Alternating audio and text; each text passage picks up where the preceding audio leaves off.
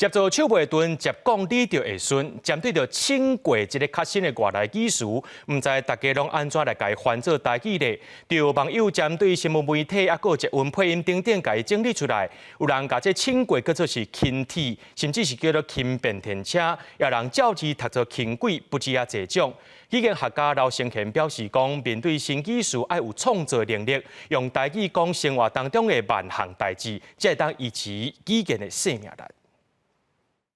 高雄轻体机场，高雄轻体路，高雄轻型电车，高雄呢轻轨，往淡海轻体。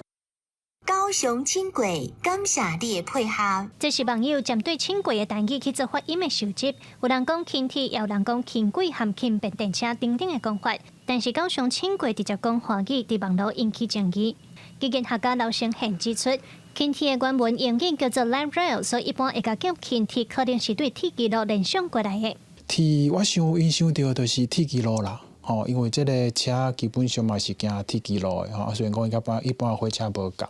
不过想到这个铁轨路，那就变到讲较简性的，就变到轻铁。为着要表现一寡较新的技术，新北捷运和台北捷运表示，当初在制定台语发音的时，拢有请台语研究者来审查用法和配音。语言学家刘成贤认为，语言是活的，会对新事物的出现发展出新的用法和技术。台语就是需要一款的语言活力。有几个语言，伊活力无够，一个重要表现就是针对新的事物，一定无法度接受，也是生产新的讲法。